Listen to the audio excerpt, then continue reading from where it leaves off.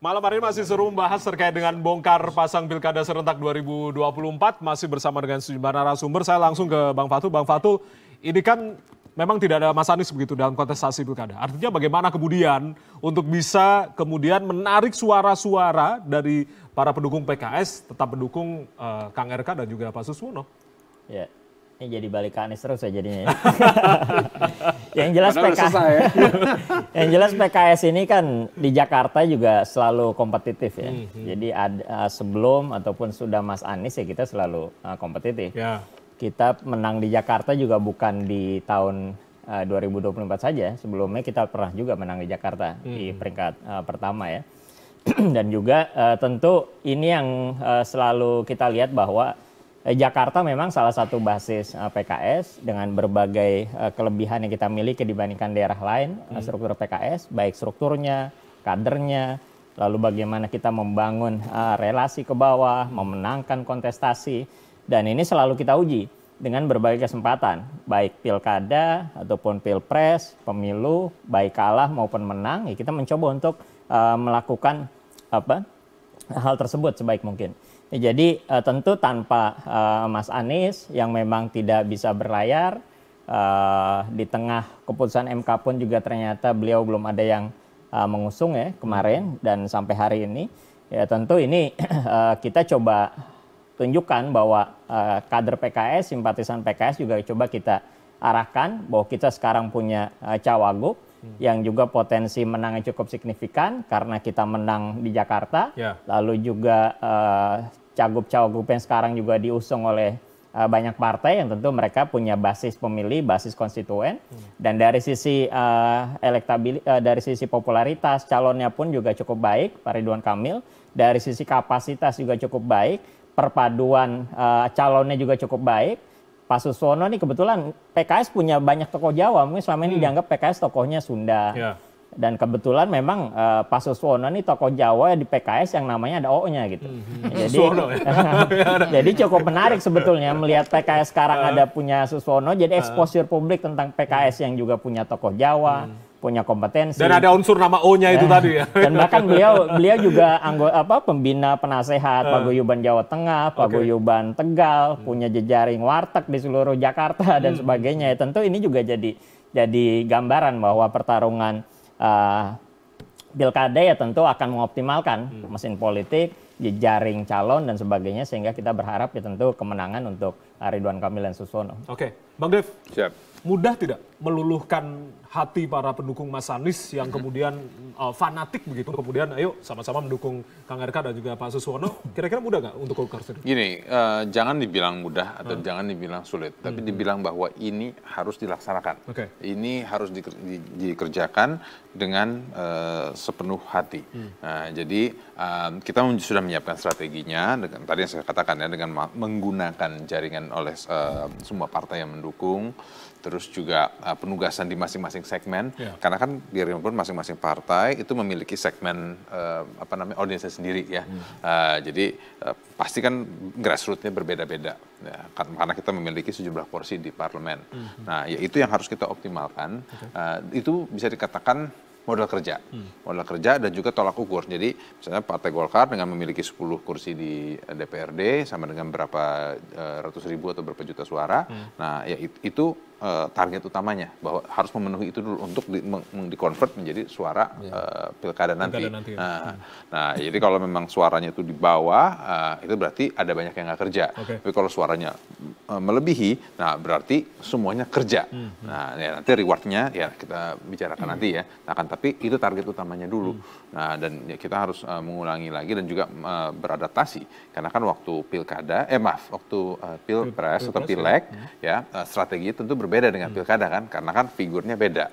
Terus juga cara pembicaranya pun juga berbeda dan fokus masyarakat pun juga berbeda. Kalau waktu pilpres atau pileg itu kan secara nasional, ini kan secara sangat kedaerahan. Nah, ini yang harus terus digenjot dan juga harus kita dorong lagi untuk mengejar target-target tersebut. Oke, mau menambahkan?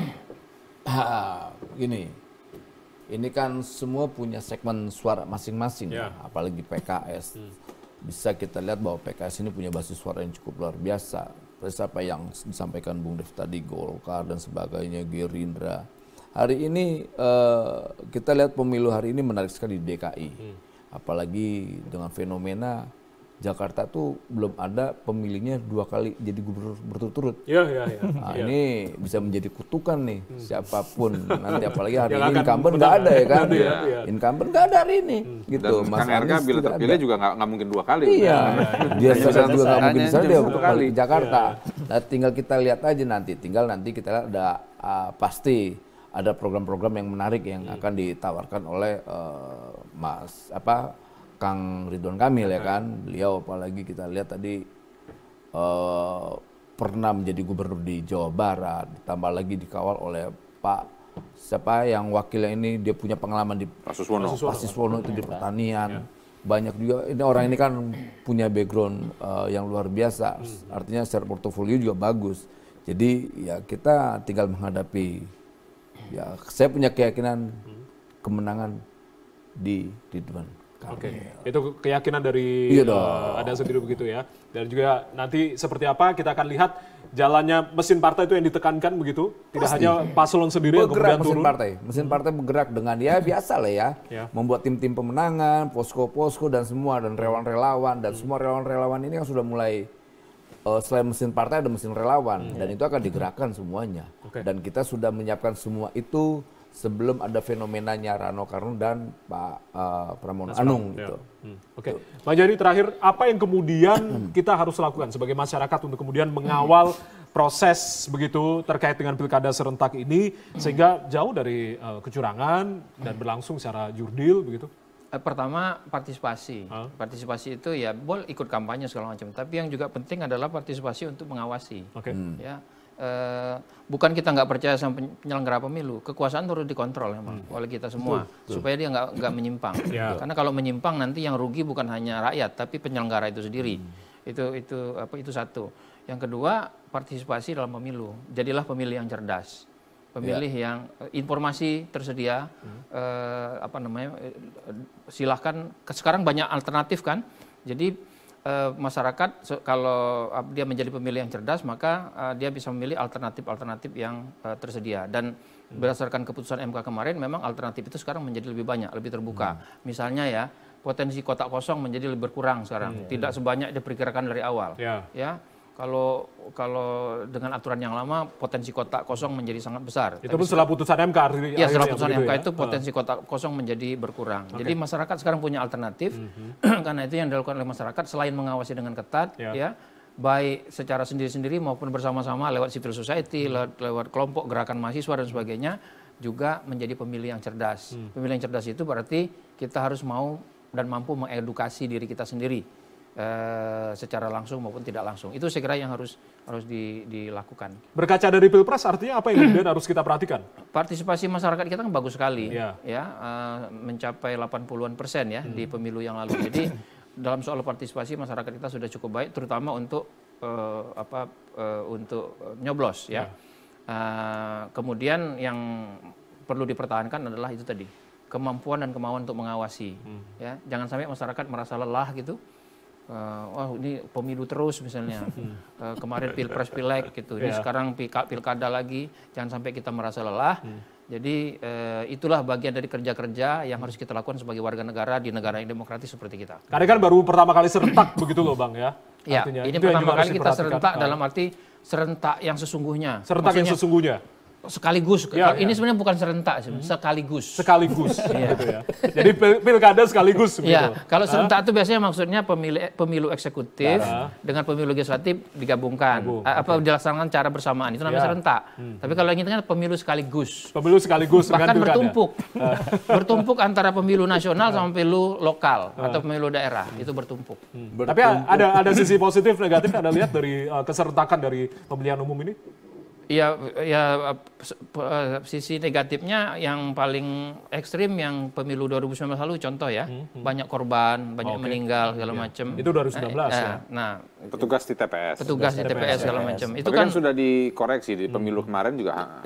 Di pemilu yang sekarang tidak terlalu banyak lagi, berarti sudah ada perbaikan. Tetapi kan DPR sendiri bersepakat sebetulnya ada banyak perbaikan yang harus dilakukan terutama untuk pilkada ya, bukan hanya soal yang terkait dengan aturan MK itu. Jadi teknisnya lah pelaksanaan itu harus dievaluasi harus dilakukan evaluasi yang sifatnya terus menerus gitu. Penghitungan masih pakai Sirekap menurut Anda? Menghitung secara cepat tanpa ada dengan cara menutup kemungkinan kecurangan itu harus dilakukan. Kita hidup di dunia yang serba cepat, teknologi dan sebagainya. Harus dilakukan. Sirekap itu sebetulnya sangat membantu. Sangat membantu. Karena itu akan memberikan informasi yang jauh lebih cepat kepada masyarakat.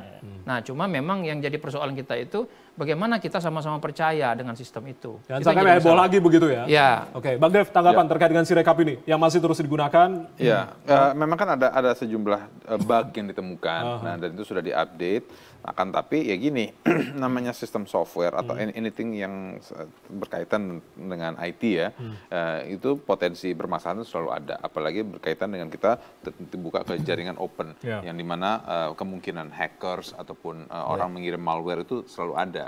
Ya, jadi baik firewall-nya, semuanya itu harus ditingkatkan. Kenapa? Karena terbukti tiap bulan itu pasti ada kebocoran data, ada hacking lah di website pemerintah. Nah, apalagi kita melakukan pilkada, apa tadi bahasanya? Sekaligus. Pilkada sekaligus. Aku masih tahu serentak. Baru denger nih. Pilkada sekaligus.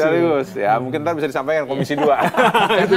Karena ada terminologi serentak itu biasanya dikaitkan concurrent. Itu ada terminologi ilmu pemilu yang biasanya maksudnya itu legislatif sama eksekutif. Anyway, yang tadi aku selesaiin dulu. Ya, silakan Bang. Jadi ya itu potensi-potensi itu harus segera ditutup ya dengan peningkatan sumber daya manusianya sendiri, terus juga jaringannya ya harus pastikan jangan sampai ada yang blackout, ada yang drop, apalagi kita bicara wilayah-wilayah di pegunungan ya ataupun daerah-daerah konflik ya hotbeds ya kayak oke lah kita bilang aja kita terbuka aja wilayah kayak Papua ya yang potensi-potensi kericuhan itu sangat tinggi dan juga bisa didomplengi ya tujuannya itu untuk menyerang pemerintah, membuat kacau, penembakan, pemboman, pembakaran, itu selalu itu potensi itu harus ada dan itu memang kita rutin ulas ini kita bicara di Komisi 1 nih belum di Komisi 2 nih. Kita bicara masalah pertahanan aja. Nah, ini potensi-potensi itu selalu ada. Dan juga memang kita terus mendorong, jadi bukan hanya meningkatkan anggaran saja, tapi juga meningkatkan jumlah personil pengamanannya, dan juga kapasitas dan kapabilitas mereka. Jadi jangan hanya sekedar taruh prajurit berseragam bawa senjata di sana, gitu, dan berpikir bahwa tidak akan ada masalah, gitu ya. Tapi harus juga dilengkapi dengan alat telekomunikasi, info intelijen terakurat, sehingga para petugas yang ditempatkan, para APH nih, aparat penegak hukum ini, mereka ini tahu apa yang mereka hadapi. Oke.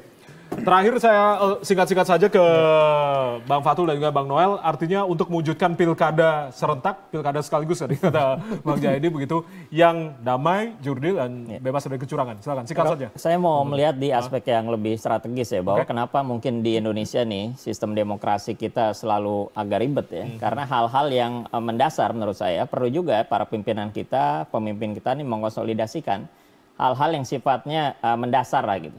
Kenapa? Mendasar artinya? Karena hampir setiap pemilu kita selalu berubah-ubah nih, baik sistemnya ada revisi, lalu juga bahkan pilkada kemarin ada putusan MK, sehingga hampir tidak pernah kita merasa pemilu itu sebetulnya tinggal jalan saja gitu. Nah ini kan kalau di negara maju demokrasi hal-hal seperti itu udah selesai sebetulnya. Makanya penting juga bagi kita melihat bahwa konteks ini perlu juga kita pikirkan. Jangan sampai setiap pemilu nih ada dinamika lagi, perubahan lagi, bahkan teknisnya dibicarakan lagi. Padahal kan itu seharusnya kalau kita bisa konsolidasikan bisa selesai, pemilunya lancar, misalnya thresholdnya ditinjau berapa lalu dikunci di situ, tidak bisa diubah dan sebagainya, dan akhirnya berjalan. Dan imbasnya ya akhirnya membuat tiap 5 tahun sekali, bahkan apalagi di masa sekarang nih pilkadanya luar biasa banyak sekali, ada banyak dinamikanya, ini membuat mungkin kondisi masyarakat pun bisa jadi capek. Tapi kita harapkan semua dorongan itu bisa optimal agar mereka bisa memilih pemimpin mereka di daerah masing-masing dengan berbagai pilihan yang ada dan kesempatan sudah dibuka bisa